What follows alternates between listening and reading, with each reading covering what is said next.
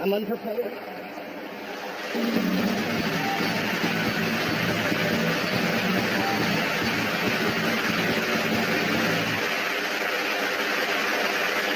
We're doing stand-up again. I took a year off from stand-up. Not that I don't like stand-up as much as I just don't like microphones.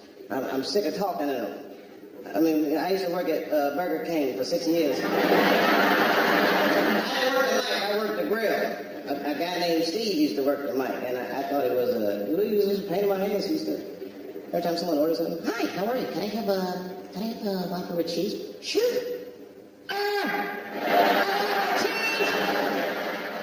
You son of a bitch, I'm right behind you. Just turn around and ask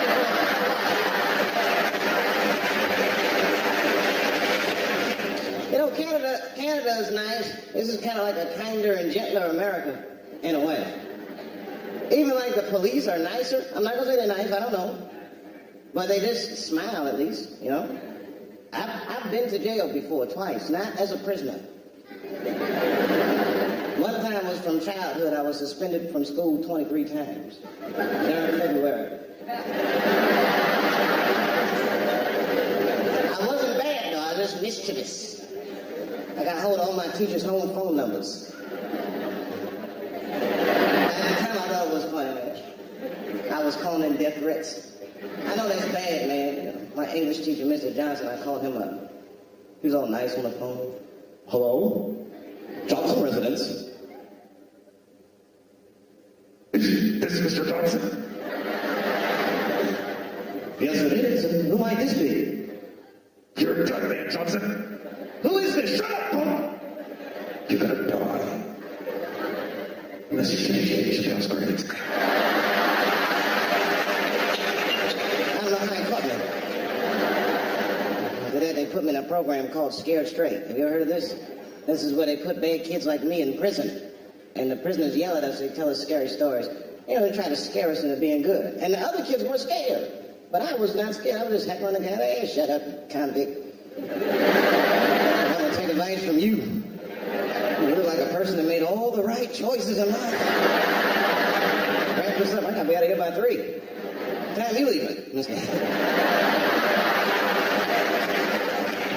other time I went to jail was, had nothing to do with me. I was just bailing a friend of mine out of jail, which is probably no big deal to you, but if you're a black dude, you know, you got to walk right into the belly of the beast. You don't want to. I was once to go to jail. I was scared. I had to look non-threatening. Hey, how are you? I'm here to bail out a friend of mine. Oh, okay. While you're here, you do fit a description. You just walk this way. I mean, I've been mugged before. I was mugged in 1992 by a white guy. I never saw that coming. Well, you got the time? He stood over me and said, give me your wallet. Give me your wallet. I gave it to him. I didn't know what to do. He's like, who's gonna believe you?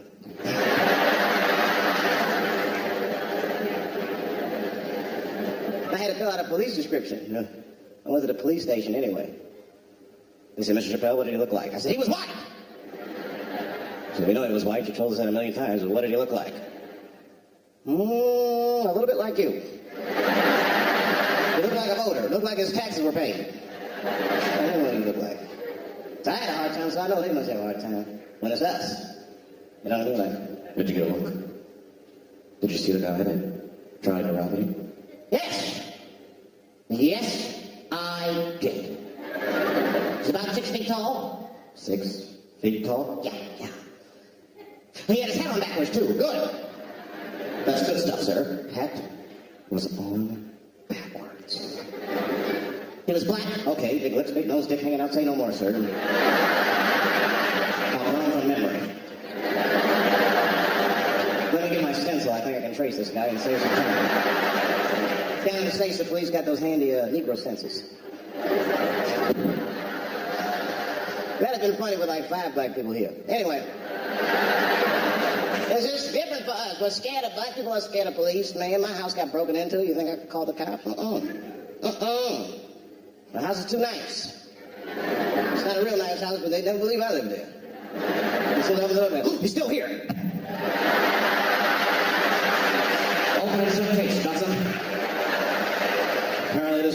in and hung up pictures of his family everywhere.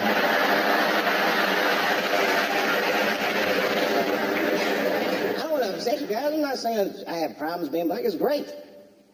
One time being black saved my life. I was coming from overseas. I had done a show in England. And I was on a plane. We were just taxiing down the runway, and a guy stood up. I don't know how he got a machine gun on the plane. It was very scary. He stood, "Everybody, get on the ground. Nobody look at my face." Started freaking out. Because he was Chinese. I was like, why is he talking like that? But I looked across the aisle. There was only one other black dude on the plane. He was from Nigeria. And I looked across the aisle. He was already looking at me. He didn't say 2 words to me. He just looked at me. He was like... He didn't need to talk. I knew what he was talking about. I looked right back at him. And then there was some white guys on the front of the plane that saw us. And they were like, oh my God. I think those black guys are going to try to save us. That's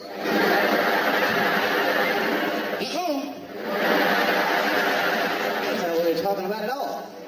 We were just communicating that we understood the situation. You know what we understood, sir? It's very simple. Terrorists do not take black hostages.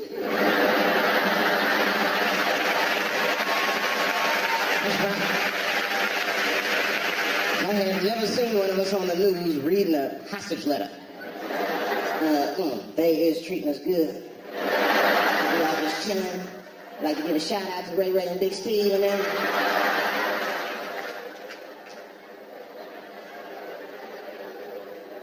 You're not gonna see. These terrorists are smart. I mean, they're not smart, but they know what they're doing. And black people are bad bargaining chips. They call up the White House. Hello? We have got 5 black people. Hello? Hello?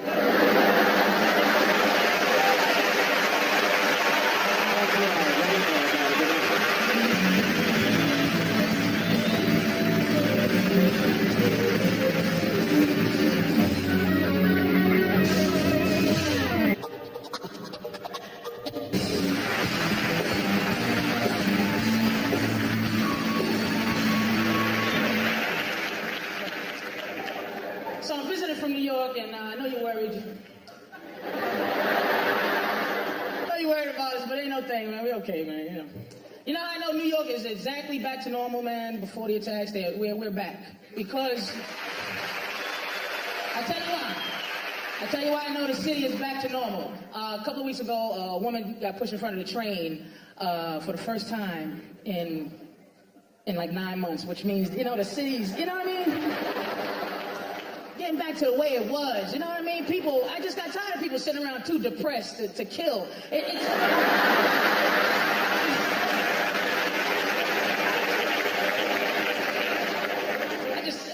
I just started traveling recently, man. Last 3 years, I never left the East Coast until 3 years ago. So, you know, I know countries. I know you don't like America.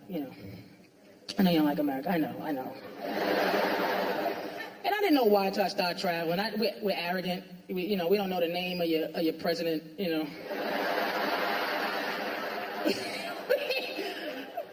I tell you how arrogant I was.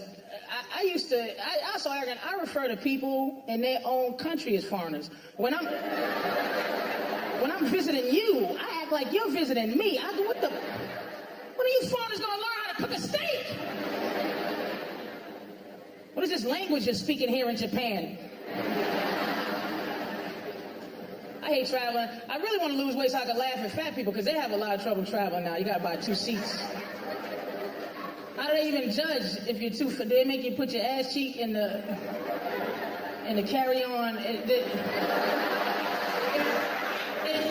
I'm sorry, sir. You have too much carry-on ass cheek. See, I'm in a weird fat position. I'm regular fat. I move around, I walk around. I'm not like talk show fat where you get like, you watch Jerry Springer had the 1,000-pound man. Now, 1,000 pounds, I'm 300 pounds. That means you're 3 of me and another dude with pneumonia or something. Like another dude that's not feeling well. And you eat till and that's all he did was just, that was his job. And people in the audience crying. That's white girls, that's your job, is to cry over everything. Oh my God. He's 1,000 pounds. What happened?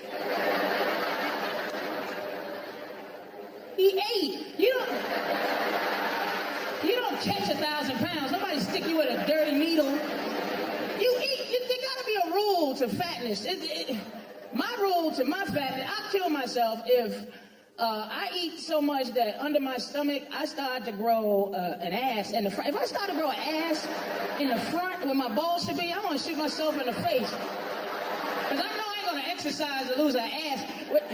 But this dude had titties everywhere. He had titties on his back, his knees, his hips. I was getting horny watching him. I'm like, oh. I only joke around. I'm not a big fan of people. So that's why I'm so mean. I'm like an animal dude. I'm one of these dudes. I walk around, I'm like, oh, animal. You know, I see a homeless dog. I'm like, oh, like a little bitch. Oh, the doggy, you know. That's why some countries, man, the food they eat. Now, I'm going to say China, but I don't mean China. I just mean countries that Chinese people come from. Like, how could you eat a dog? I have trouble disciplining my puppy when they piss on the rug. You know, hey, Bob, you know. But you ever see those specials? They have those Chinese chefs and they cook it and there's a kitchen full of puppies. And they just don't even care. Like fried puppy faces like it. I'd be skinny. If I had to kill my own food, I'd be in shape. I'm glad my food comes murder for me. If I had to shoot a cow in the face for my burger that I love, I'm your dead cow, and the cow just looking at me like, I couldn't do it. So thank God, you know, for fish, because I can kill fish easy, because, you know, fish don't have any eyebrows, so you can just, you know, stab a fish, and all it do is just look at you like it want, what, bang it, what? Look, I know this is a real turbulent kind of time we're in, man. I know everybody's worried and everything, but look, if you want to live, just don't come to New York. They got to kill us first, and then they're going to come after everybody else. I don't know where Montreal is on the list or whatever. Somebody told me a lot of them live here, and they just come across the border. That's what somebody told me. I'm reporting the news. Everybody's worried in the States they're going to get their state next. I don't know why. I mean, people in Nebraska, I don't know. You see what happened in New York City? Oh, it's terrible, man. We got to be careful here in Lincoln, Nebraska. Because they might be trying to come get the corn next. 6 tractors were hijacked today and driven into a cereal factory in Iowa. It's a terrible sight here, Jim. We're live at the Raisin Brand factory.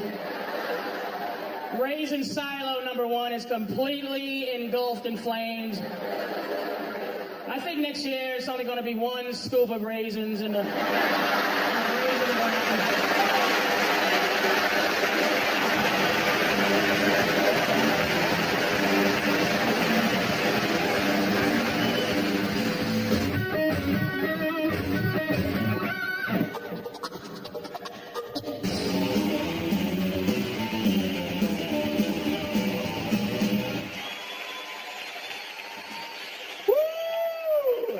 Montreal, I'm back. You remember me?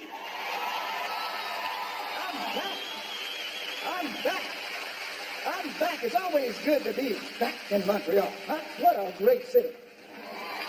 Well, listen to this. Down in America, they just did a wildlife survey, wasting our money, $3 billion, a wildlife survey that said there's only 29 white rhinoceros left in the world. 29 white rhinoceros. What the hell do I care about how many rhinoceros left in the world? On the other hand, if they came back and told me there's only 15 chickens left, we got a major problem on our hands here. What can I do to chip in on this research?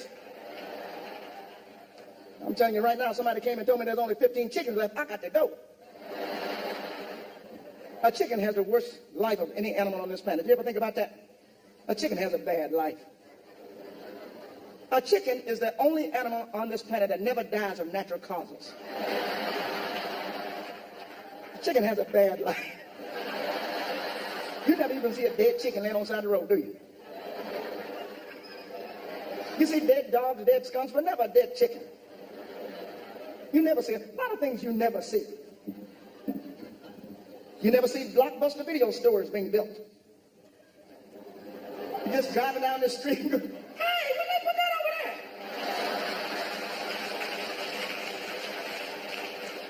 things you never see. You never see homeless people in the country. You never see homeless people in the country with a sign willing to work for food. And farmers are driving by going, what the hell you think we're doing? I know I need to go to jail for saying a lot of things I said tonight. But a lot of people need to go to jail. You know that? You know who needs to go to jail? People that pass you on the freeway and then go slower than you were going. These people need to go to jail. They need to go to jail. The weatherman needs to go to jail. Weatherman has the only job in the world where he's never right and they say, all right, come on back in tomorrow. Weatherman always telling you what it's almost going to be. Mostly. Chances are. Chances are. You go to school, a teacher asks you how much is 3 plus 4. You can't go nearly 7 with a 20% chance of being 8. And maybe 9 in the low-lying areas. Next time I see my weatherman go, hey, this gun is partly loaded. Now, is it going to rain or not? A lot of people need to go to jail. People that win these lotteries, 6, 4, 9, they need to go to jail. They need to go to jail. Every time they win all this money, and they keep saying, I'm going to keep my job. Like the man in Wisconsin won $100 million, said he's going to go back to his job teaching. I said, apparently he doesn't teach math. I won $100 million, I'm going back to my job. I ain't going to do nothing. I said, well, I came in late. And I'm leaving early. A lot of people need to go to jail. I don't understand this world. How come that people that snore are always the first to fall asleep? Things I don't understand. Why is there a security guard at the Salvation Army store? Who wants to be caught stealing crap from the Salvation Army store? A lot of things I don't understand. Where are they coming up with the titles for these new movies while you were sleeping? They don't even finish the titles anymore while you were sleeping. Well, what the hell happened while I was sleeping? Where are they coming up with these titles? Dumb and Dumber. Well, you can add to that. After I paid my $7.50, dumbass. Where are they coming up with these titles? The crazy thing. Then they had the piano. Did you see the piano? This is about eventually somebody getting their fingers chopped off. So I said, if that's what the piano's about, I'm not going to see the Nutcracker.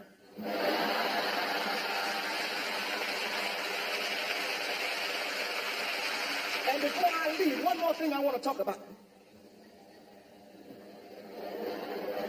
C'est bon? C'est bon? C'est bon? One more thing I want to talk about. I want to talk about something very, very serious. And that is, I want to talk about the way you people drive in Montreal.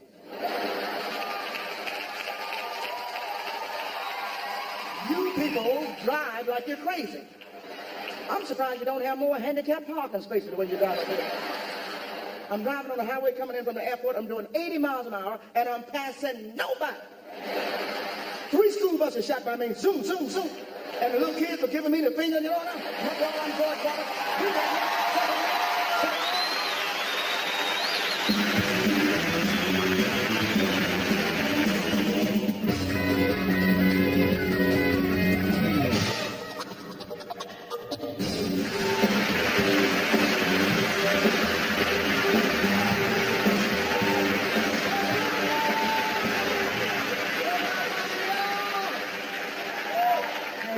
A good time out here, walking around Montreal. Had a good day today. I saw somebody get arrested today. That was pretty funny. That's what I like. That's my little hobby. I like to watch people get arrested. Hate to see black people get arrested though. Every time I walk by a brother getting arrested, he always look at me like I'm supposed to help him escape. You know, like I'm supposed to knock out the cop. Get the key. We in this together. I'm like, no, we not. They didn't say nothing about this at the meeting. Sometimes I just stop and watch. You ever do that? Just stop and watch someone get arrested? You know, I pay my taxes. I can do that. Sometimes people get mad at me, too. One day I stopped to watch this one dude, right? And he putting the cuffs on him, right? And he looks at me. He's like, what the hell are you looking at? I said, I'm looking at your ass goes to jail. And next something else, you can say anything with the cuffs on, huh? You want a piece of me, huh? You talking to me? They put him in a squad car, man. I came out the window. I was knocking on the door.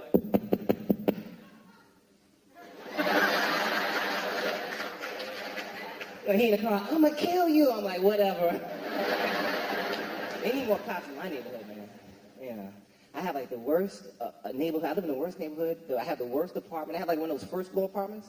You ever live on the first floor? That's like the worst floor to live on, man, because people walk by all day and look in your window. You know, and I like to sit in the living room and watch TV, right? And all day people are just walking by just.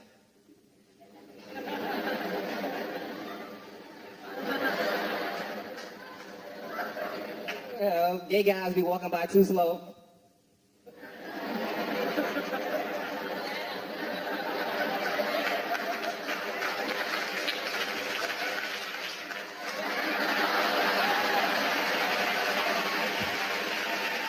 I love my little apartment, you know. I sit home and watch cops all day. You know, I can watch people get arrested in the comfort of my own home. That's my show there too, right? Y'all watch Cops Up Here? That's my show. That is my show, man. You know, I like when they're running too. That's what I like. That's my favorite part, when everyone's being chased. You know, because everyone's running. You know, like the cameraman is running, man. The criminal's running. You know. And cameraman's quick too, ain't he? He be right on the gun. And the thief is always surprised that the cameraman's keeping up with him.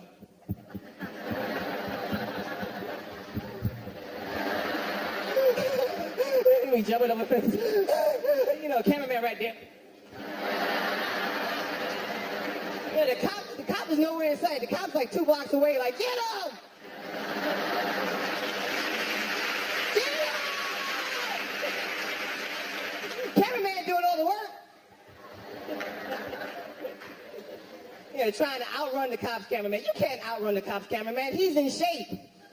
He does it every week.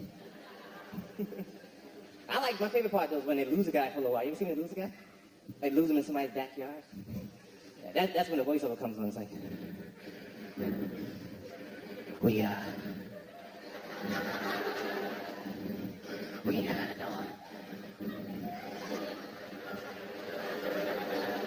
know he's back here somewhere. We think he's in those bushes over there. And you be home trying to find him too, like.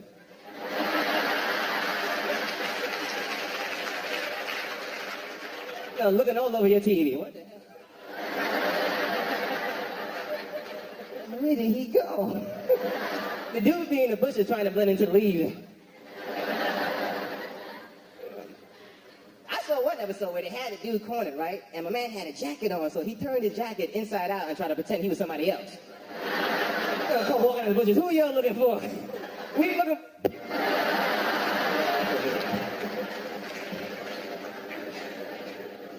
Hate that whole dating thing, man. Don't you hate dating, man? Dating is so messed up, man. You gotta pay for everything. Right? When you do, you pay for everything. You pay for the movies, you pay for the show, you pay for dinner, you pay for everything. And when she pays for something, she calls it a treat. You know, and she tell you too, she go, you know what? I'm gonna treat you tonight. And you look at her like, it is about damn time. I've been waiting for my day. I got bad credit because I've been treating you.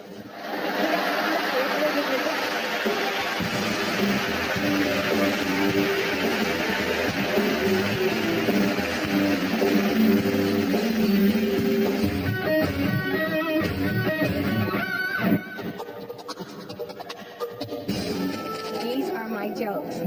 If these jokes don't get me a deal, nothing will.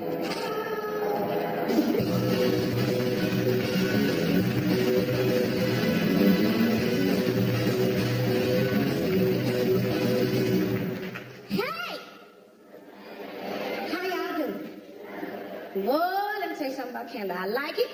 Y'all got some beautiful people here, but you got too many white people in the country. I'm scared. I know y'all looking at me right now going, why she got a purse on stage? Because white folks steal. Any race of people that'll take land from the Indians, and sure enough take $2 or $3 out your purse, so watch. But I love y'all. But where the black men at? Y'all need some more black men, because the only black men y'all got here speak French. And that is not sexy. But I'm telling you, I can't discriminate against men, because when you're single, you gotta date everybody. A breathing man is a good man. See, my husband is dead. I'm a widow, God rest his soul, but I was acquitted. I had buried a lawyer.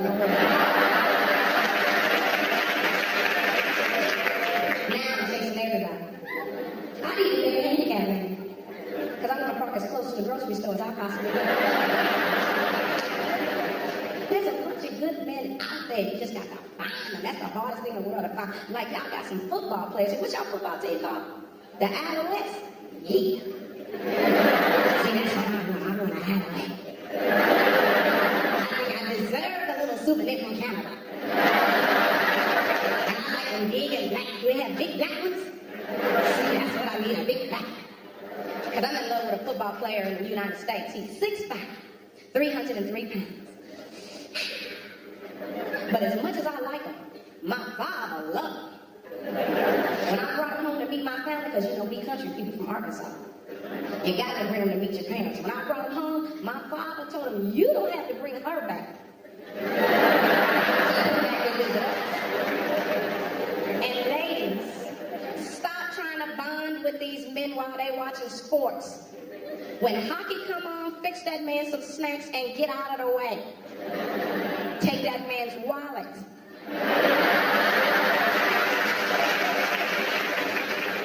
Now, ladies, I'm going to tell you something. Listen to your mothers, because mothers know everything.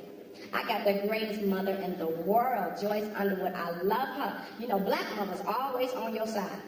I could kill 3 people, and my mother go, well, what did they do to you, baby?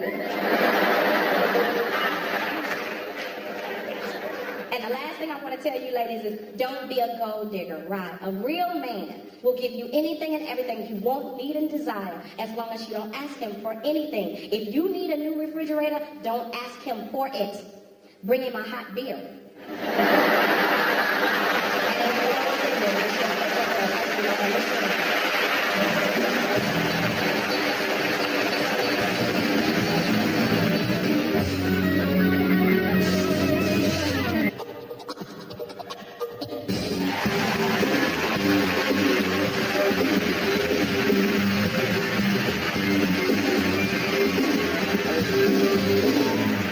Bienvenue.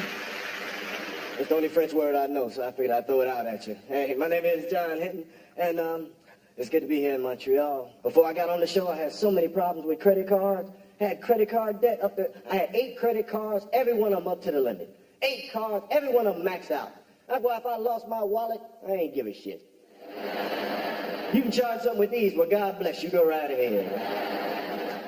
Had people calling my house, write me letters. Somebody wrote me a letter and said, Mr. Hinton, your credit card privileges have been suspended. Rip up your card, no longer use it, and send us a payment on or before the 13th.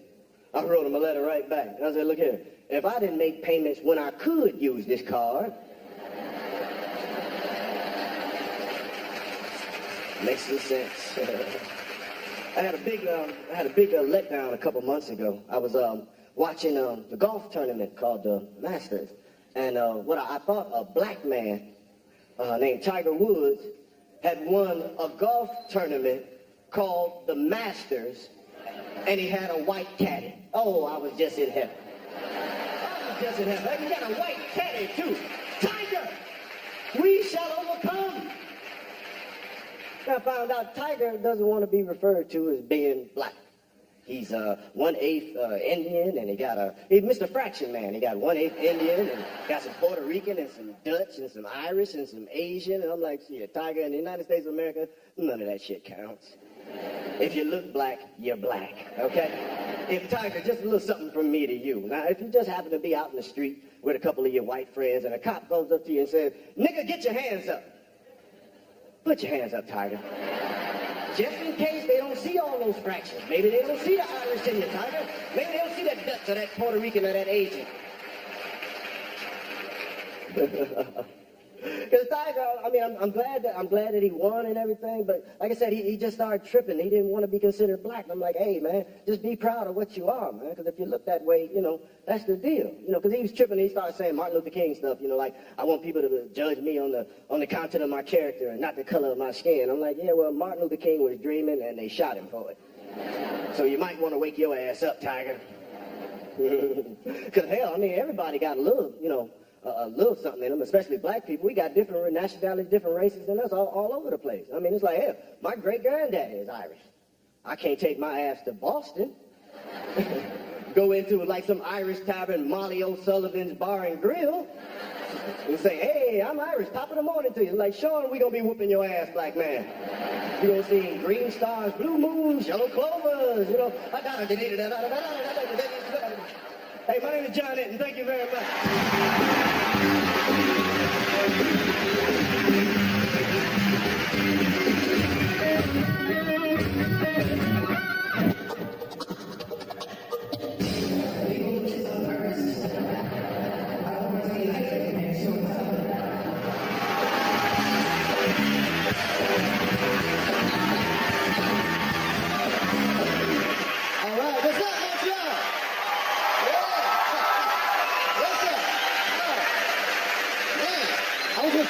We talk about some things, but I have to talk about something else. I went downtown today.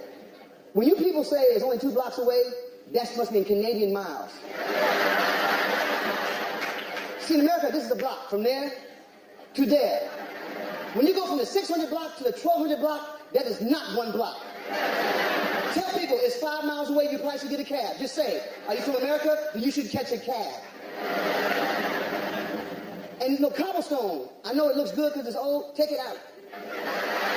Take it out. Get yourself some concrete.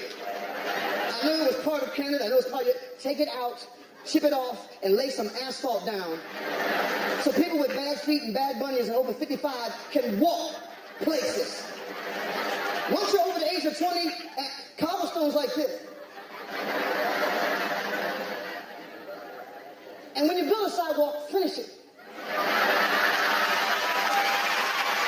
Finish the sidewalk. I don't know if you ran out of money, like, fine enough, we stop here, we go back down here, we go back.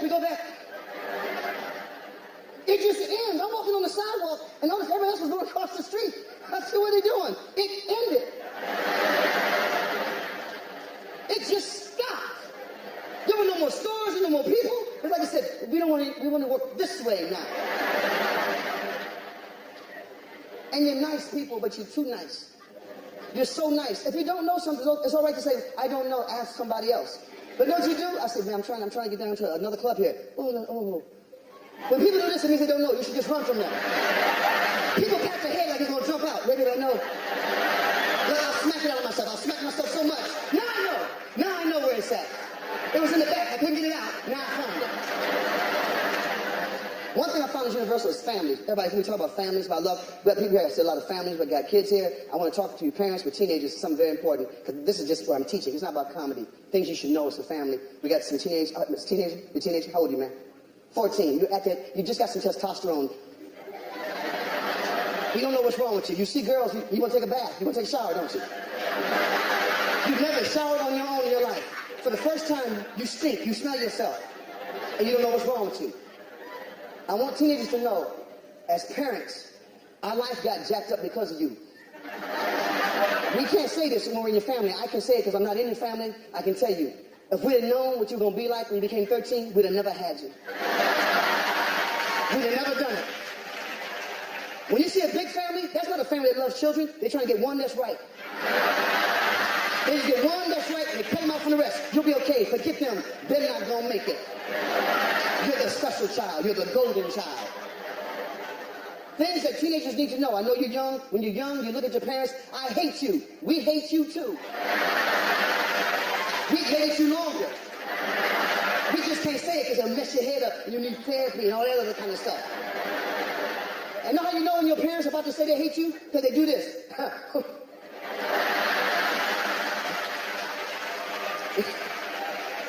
So when you do something and your parents go like, ha, ha, ha, they hate you.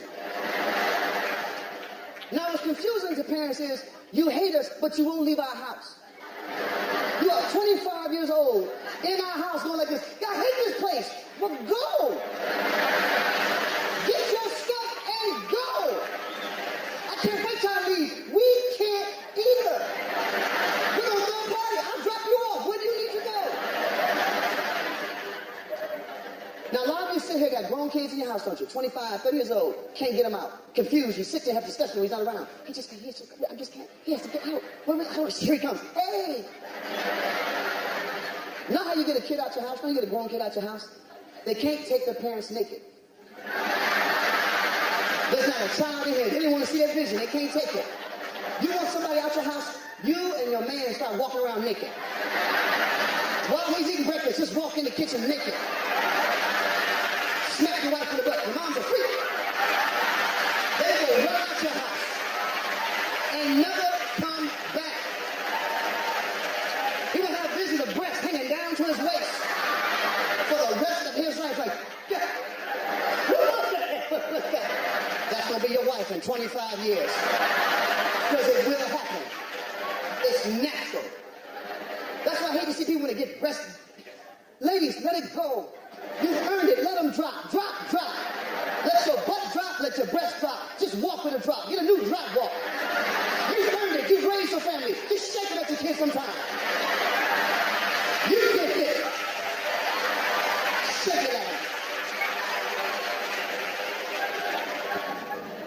It's a shame. Tell you, I love being up in Canada. I love being around the people. Y'all have been so nice to all of us. It meant so much. I just ask that you help us. Have a currency exchange at every store. Just put it there on the counter so we don't have to go like, this is what America looks like when you buy something in Canada.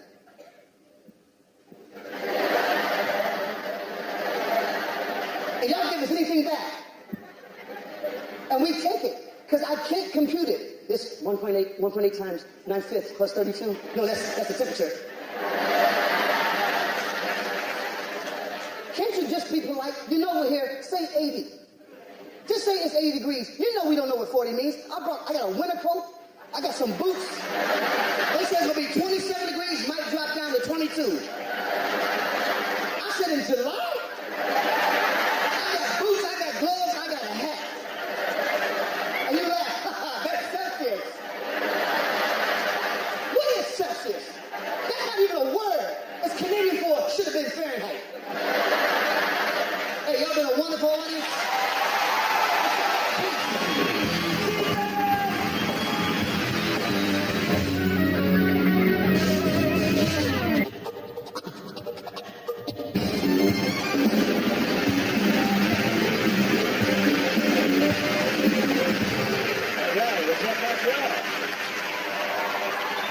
Everyone talks about the beautiful women in Montreal. City just absolutely full of beautiful women, but I'm not hitting on the women here. I'm not, because I get tired of it. You know why? Because every woman I meet, for some reason, I end up being the friend. You ever get that? We just friends. I just want to be your friend. Let me tell you something. Having a woman as just a friend, that's like having $19 in the bank and looking at your ATM card. Oh, it's rough, man. It's rough. I mean, you can see it. You know it's there. You just ain't getting to it. And I asked this girl one time, I'm like, what am I doing wrong? How come I end up being a friend? She tells me, oh, well, you're just not aggressive enough. You know, if I had known you wanted sex, we could have had sex. But we're friends now. Can't have sex because that would just ruin the friendship. Because that's the line, right? Sex would just ruin the friendship. I'm like, look, we have sex, you'd be the best friend I got. But it's not all bad. Not all bad being a friend, because I get to talk to women. You know, and more importantly, I get to listen to women talk. Because women talk. See, men talk, but you know, we just lying to each other. What women don't understand is we are happy on that level. We're not trying to bond, we're trying to outlie one another. Right? Guys see a girl, he's like, yeah, I got some of that, man. She gonna walk funny for a week. Right? Your boys are like, yeah. And they know it's not true. But it sounds good. But see, when women talk in detail. Women sit around talking about positions, duration, equipment. Fellas, we are being judged and we're not doing well.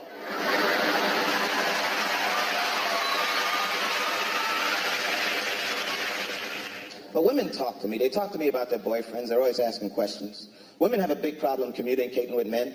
They ask why they can't talk to their men. Ladies, you know why you can't talk to men? Because you ask us questions we cannot answer.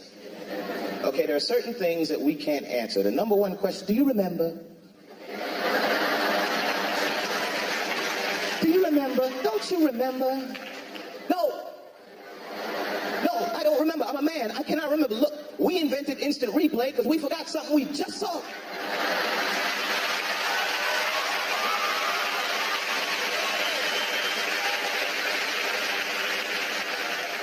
And then they ask why. Why did he do this? Why do men do that? Ladies, let me explain something to you, okay? Let me explain the problem to you. The problem is we're men. You're giving us far too much credit, okay? Women are very complicated creatures. Women think things through. They plan things. They cause and effect. It all makes a difference. Men don't do that.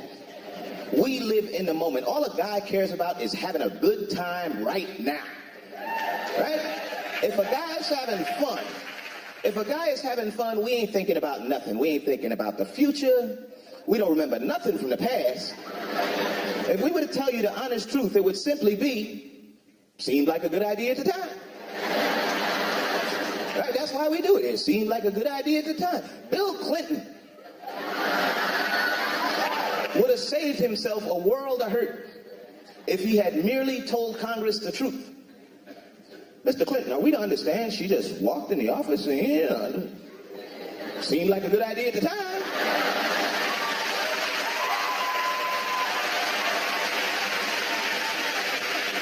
And don't get me wrong, ladies, I am not knocking women, okay? Because I'm telling you, I hang out with women all the time. I couldn't be a woman.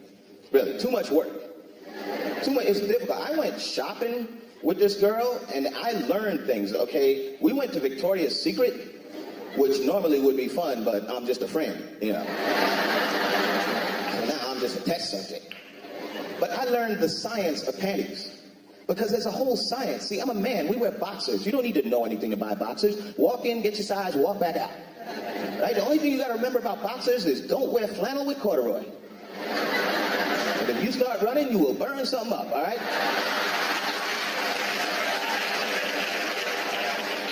But with women, it's like they got the thongs and the G-strings, and then you got to color coordinate. You can't have any lines showing, Then they got them big period panties, Well,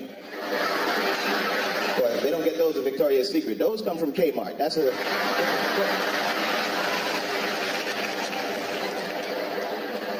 But see, women are slick. Women are subtle. A woman will claim you. You don't even know you're being claimed. Because they'll offer to do something nice, right? Like clean the house. And we're dumb. We're like, yeah, sure, clean the house. She is not cleaning the house. She is marking her territory. Because once a woman has cleaned your house, any other woman knows that a woman cleaned the house. But women clean different than men. First of all, women dust. Men don't dust. We like a coat. Matter of fact, we need a coat of dust around the house. That tells us where to put stuff back.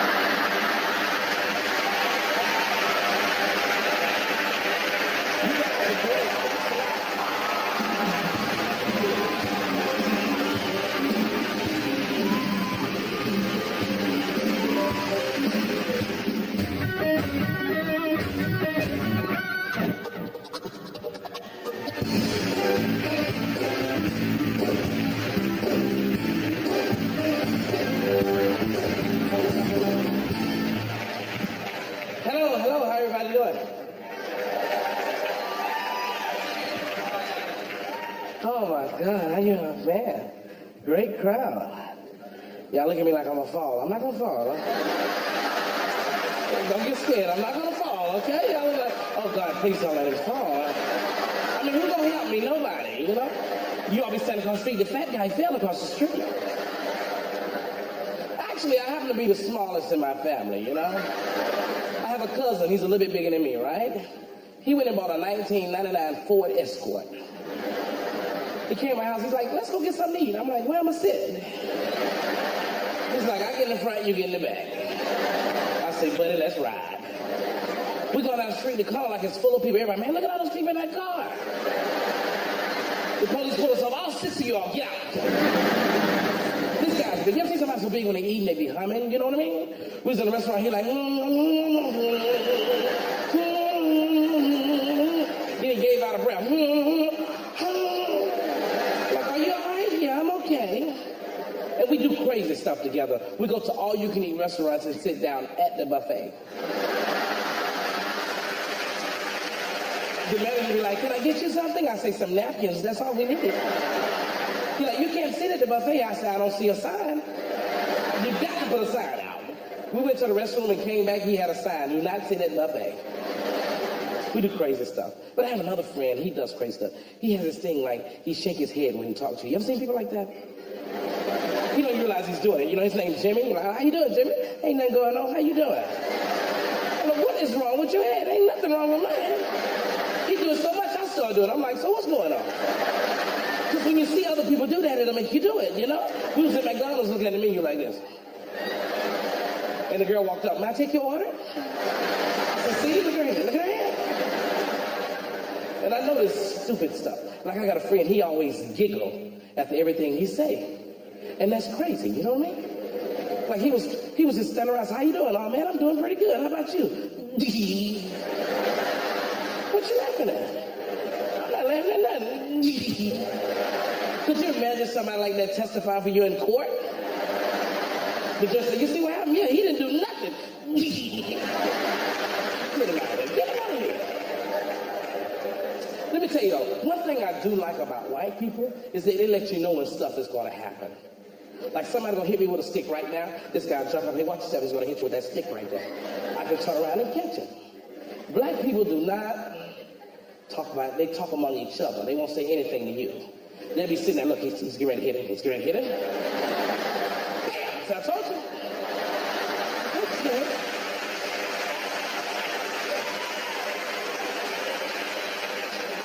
You know, I have crazy people in my family. I mean, crazy. I have an uncle that coughs, and it sounds like he's cranking a car, you know? And it's like he's trying to get it from right here. You know, it's not like a, it's like a, are you okay? Yeah, I'm fine. And the same uncle, he laughs out loud and don't crack a smile. That's almost impossible, am I right? I crack a joke, he just bust out laughing.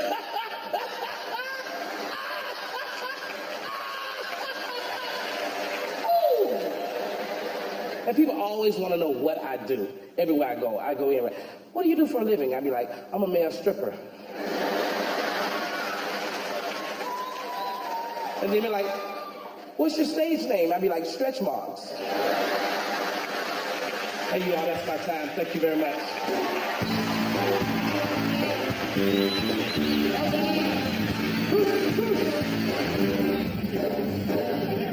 Thank you. By the way, Bruce, I wasn't all you're done.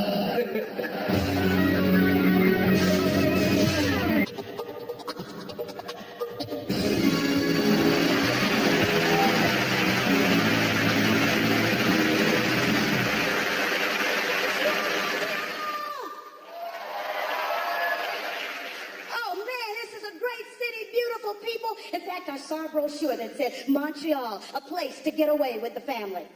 Now see, when I got ready to come here, I was thinking Montreal, a place to get away from my family. Oh my God, and I got weird people in my family. Starting with my grandpa. Love him, but he's losing it. And it's not his fault. You see, he has Tourette's syndrome. And now he has Alzheimer's. He wants to cuss, he just can't remember the damn words. And my grandma is following right behind him. She's starting to shrink. Everything except her big behind. People, it looks like she has shrunk right up into her rear end. There's just a head sitting on top of a butt with a couple of legs sticking out. She's just a little old butt lady. It's sad but freaky. We like it that way. And we have, being black, a lot of relatives with made-up names. And please, my Caucasian friends, don't look at me like you don't know what I'm talking about. Because you know that you have been introduced to a black woman, and when she walked away, you went, what did she say her name was? Chandelier? Did she say her name was Chlamydia? Don't try to pretend. I have a little cousin. Her last name is Waters. They actually named her Evian Spring Waters. True story. She's all upset. I'm like, hey, at least it's expensive water. Not like your brother Toilet, all right?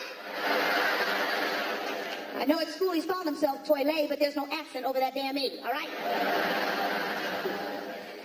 And I tell you, my nieces and nephews are totally undisciplined, out of control little brats. I can't stand it.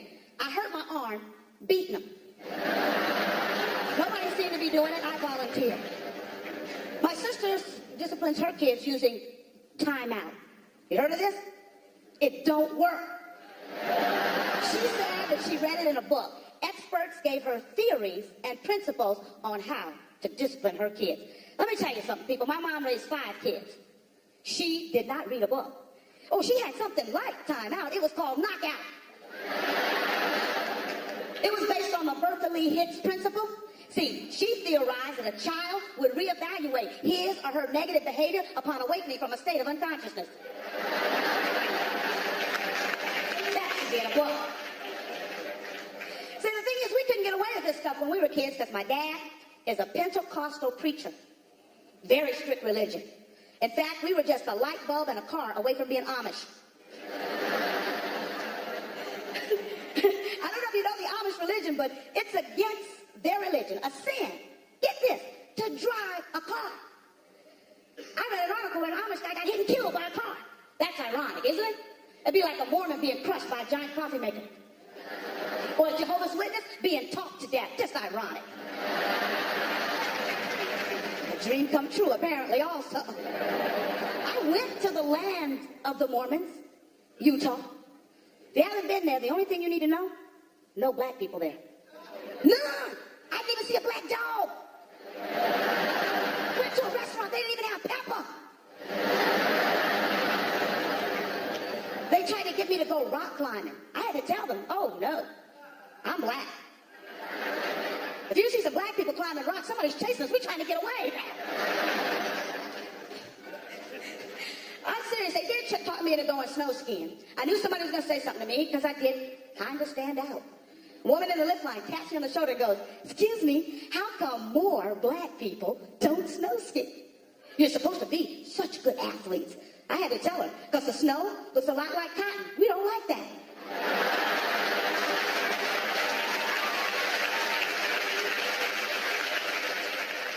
I think sports are cultural. I think it depends on how you grow up. I think if you think basketball, you think black guys. Ice hockey, white guys. Golf, white guys dressed like black pimps. That's what you think.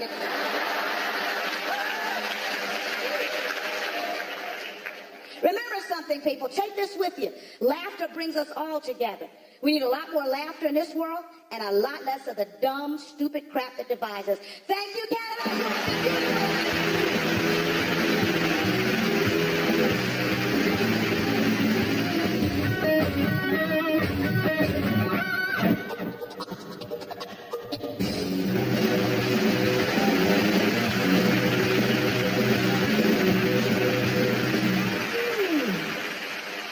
Yo, I'm married people out here, see?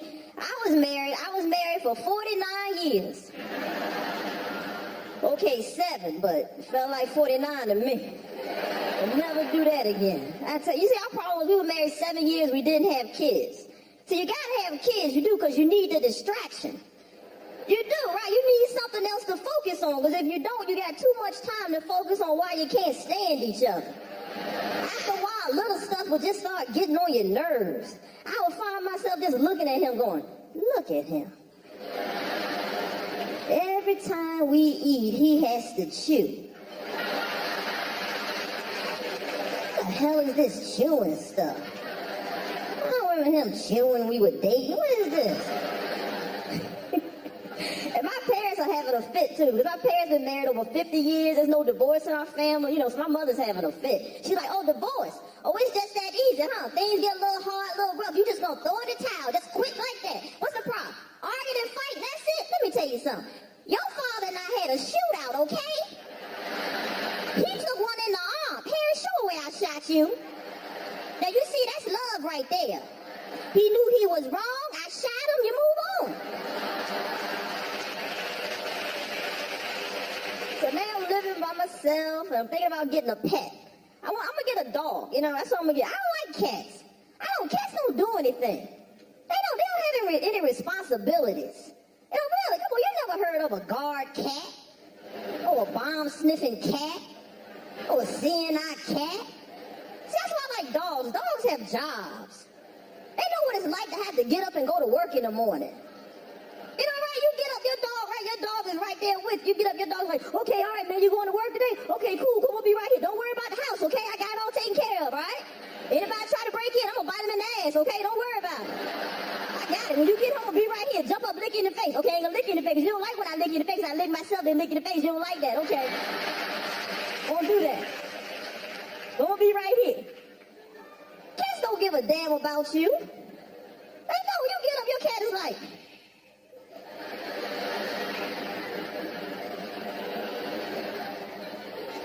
You better take your ass to work.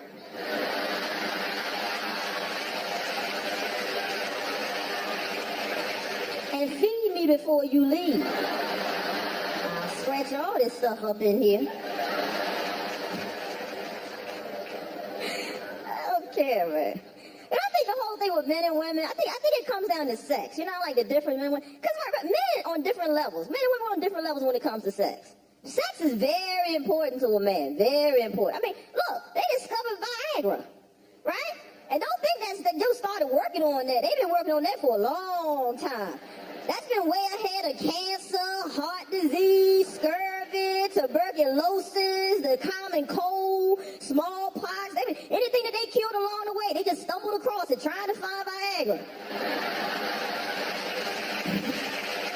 They were like, hey, I think this will cure tuberculosis. Okay, well, get that out of here. Ain't doing a damn thing for the penis. Come on, focus, guys. Focus, focus. You know sex is important. Look, the doctor tell the guy right there, he say, okay, the only side effect of Viagra is that it could kill you. Kill me. But will it help my penis? I'll take it. I mean, you can see why sex is important to guys because, I mean, biologically, I mean, it's easy to see why men enjoy sex because they're always going to complete the act, regardless, right? I mean, I don't care that sex could be bad, but they're always going to have completion. It doesn't work right like that with us, does it, ladies? No, we got to get midstream before we figure out this is just not going to happen.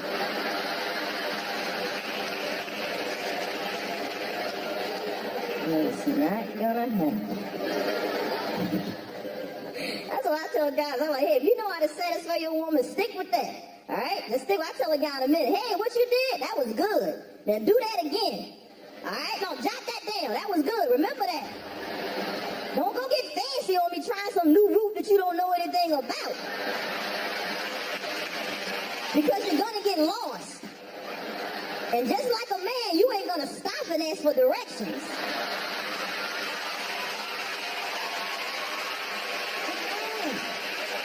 No, you just gonna keep on going until you run out of gas. Leave me out in the middle of nowhere. Gotta get myself home.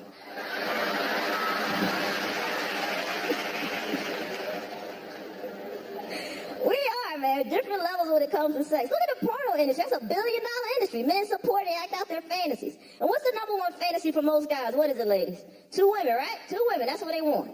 Now, fellas, I think that's a bit lofty. Really, because come on, be honest now. If you can't satisfy that one woman, why you want to piss off another one? Why have 2 angry women in the bed with you at the same time? You know, fellas, I'm looking out for you. You know how much you hate to talk after sex. Imagine having 2 women just nagging you to death. Blah, blah, blah. Hold me. That'll get on your nerves, you know.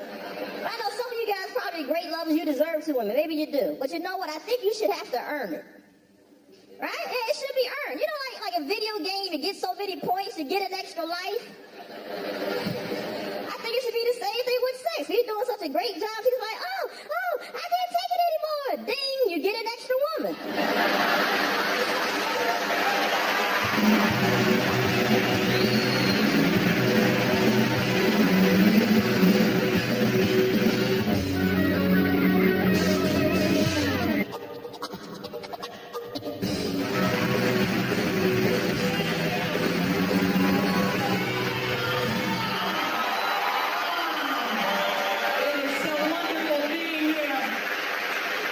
I'm a big basketball fan, actually. I love it. My favorite player is Shaquille O'Neal. Shaq. Superman. I like him. He's always under the basket holding it down.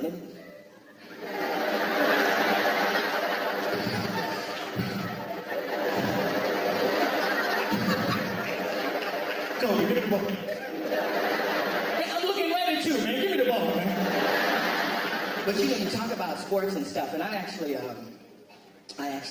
did a little sports myself. I ran a marathon. Last year, I ran my first marathon. It was a Los Angeles marathon. I finished Well, let's not get too excited now. It took me 6 hours and 23 minutes. People were walking faster than I was running at the end of this race. And I trained for it, you know? Because you get all hyped up. Because on marathon day, after months of training, you have to get up at 5:30 in the morning. You go to downtown Los Angeles, there's 30,000 people, all different shapes and sizes and colors, races, everybody is running a marathon. And everybody's all grouped together in their little marathon clubs, you know? Like you got the old ladies over here, it's the grandma's running club. And you can tell by the t-shirts, because they got the little cute messages that the kids have made, and they put it on there with sparkles and peanuts and stuff. Then you got the military guys over here, they hard.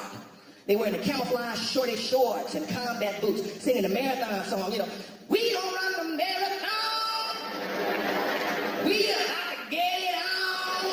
So hard. Now finally at 6 a.m., there's a guy on the podium that says, runner, get on your mark, get set, pow, and you're running a marathon. And it's exciting. You're waving to your friends, look at me, I'm running a marathon. Oh, it's exciting. It's exciting for about 1.5 miles. And what we doing? 25 more miles? And you just running.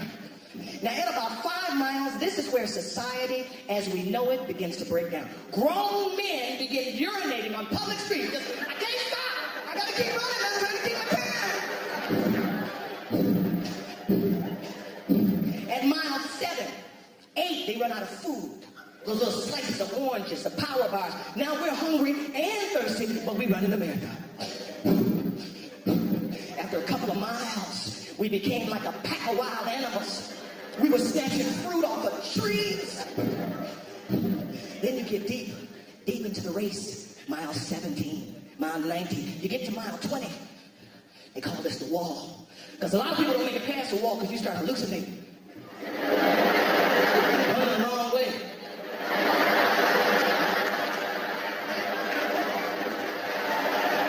I got to mile 23. My nipples were bleeding. And all along the length of the race, people, total strangers, would run out of their houses and cheer us on. Keep running! What you're doing is incredible! Don't stop! You're gonna finish this race! Yes, you are! You are gonna finish this race! Just like I'm gonna finish this cigarette. I started this race the first Sunday in March. By the time I crossed the finish line, it was 4th of July.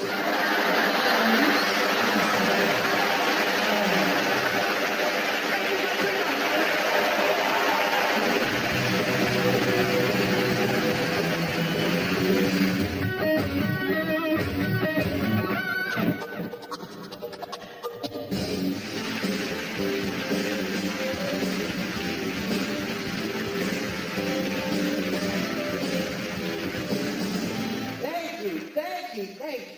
Man, I love Montreal. I do, man. Yeah, man, I was hanging out in the black community today. Both of those guys are great. We got along. I took 2 white friends of mine to an all-black party in L.A. These guys went shocked. They had no idea that black people sometimes call each other nigger as an endearing term. And they saw the brothers at the party like, hey, what up, nigga? Psst, psst, my man. Oh, what's up, nigga? Pat, pat. My white friends, they got all excited. Hey, how you niggers doing? The music stopped. Everyone looked at me. Oh, my goodness. I mean, they got their asses kicked that night. I hated to do it, but you understand. It was like, it embarrassed me. Me and one of the guys, this is real ironic, we got in like a little Rodney King incident ourselves. Me and this guy Dave, we were eating dinner at a restaurant. Dave got in an argument over the check with the waiter. Next thing we know, the owner, the manager, all the employees get together and just beat the shit out of him. Kapow! He sued him for $500,000 and won the case because the whole incident was recorded on videotape. Sounds amazing, right? That's why me and my buddy Dave always carry a camcorder with us. Because you never know when a Kodak moment might pop up, you know. We'll be hanging out and be like, all right, Dave, go ahead, I got you. You ready, man? Go ahead, do it. I just be ready. Hey, officer. Kiss my ass. What? Uh-oh. Roll 'em. All the police problems in the States, man. It makes me wish superheroes existed. Normally, I hate superheroes. Not because they never help out black people. I think they're bad role models for children. Now, just look at them. Look at Wonder Woman. Look at how she dresses. You know, those big-ass red hooker boots. Blue underwear with stars and stuff all over them. They always give women ridiculous weapons. One woman has a golden lasso that makes you tell the truth. Ooh, not that. The hell is that gonna do? She's gonna catch a bad guy. Gotcha. Oh, nice tits.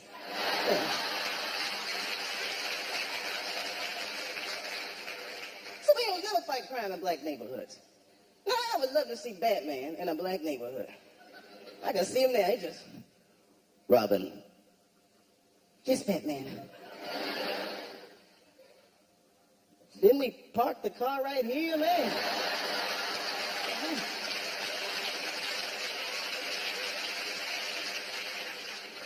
Having such a wonderful time. You know, folks, any of you guys ever do this? I got a little trouble when I was coming into Montreal. I walked to that little x-ray thing at the airport and said a joke about having a gun. Don't do that, y'all. Now, I was just trying to be funny. You know, I walked through the thing and said, boop, boop, boop. He said, I'm sorry, but you have to go back through. I said, oh, no problem. Must have been my pistol. Hey, I was joking. I mean, he was ready to kill me, man. Pulled his gun out and stick out all of that shit. But my buddy Dave had the camera rolling. Please, everybody.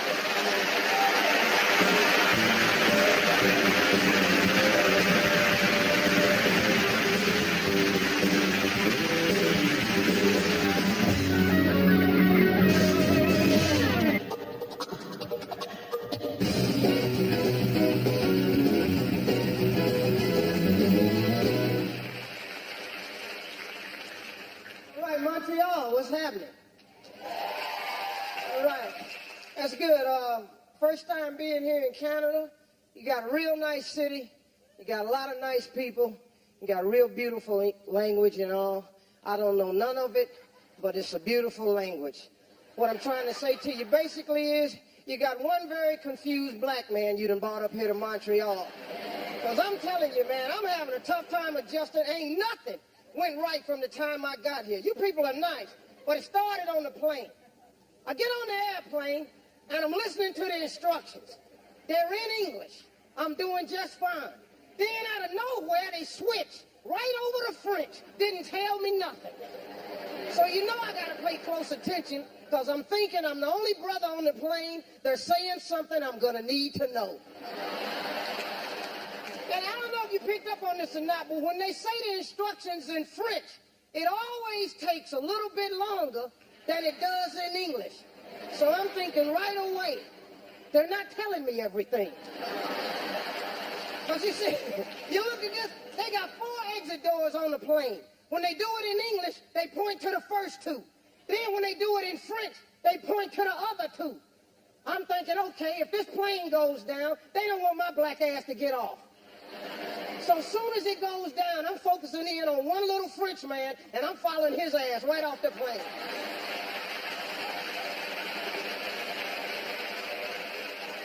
It's been real nice here, man. Everything's going good. Sports up here a little bit different from what it is in America. America always thinking we done invented something. You know, we got this sport, the America's Cup. They always call it the America's Cup. Now they're hyping it as America's favorite sport. Who did they ask this? You don't ever see no black people yachting, do you? No, because after that first big boat ride, yeah, we kind of lost our taste for sailing.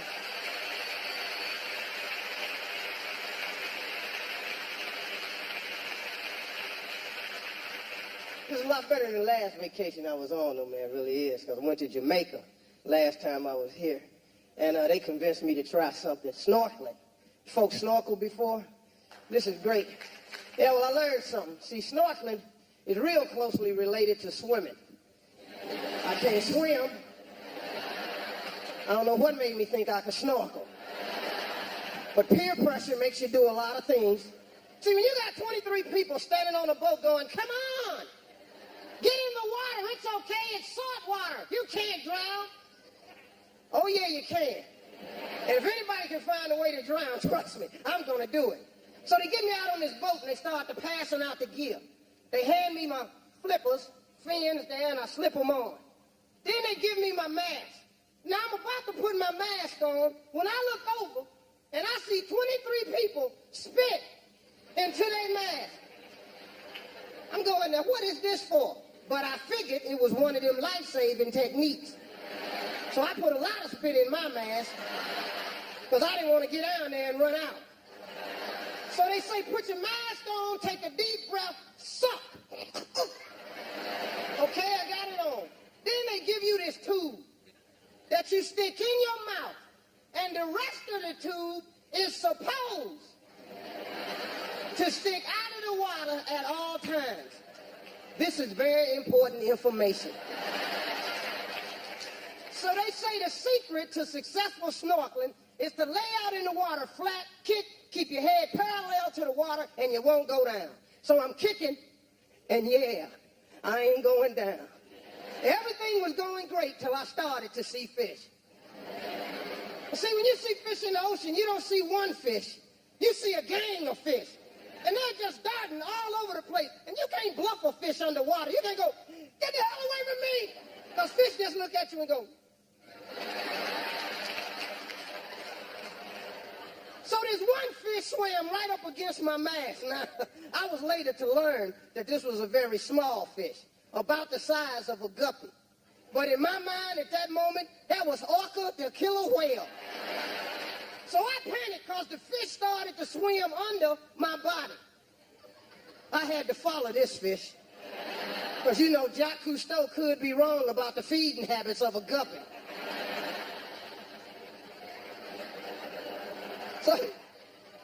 So when I looked down, my tube dipped into the water.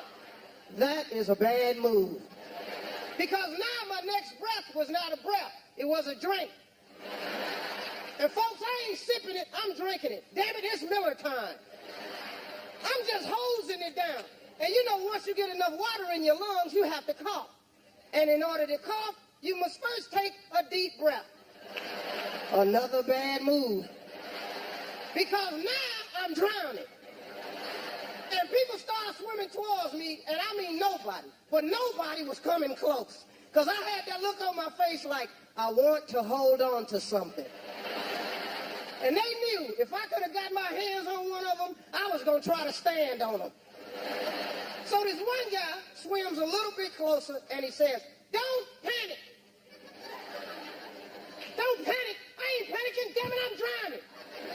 And they say you can tell when a man is drowning when his eyes bulge out of his head. Ain't nobody had to tell me I was drowning, because one of my eyes had bulged so far out of my head, it turned around, and I could see the expression on my face.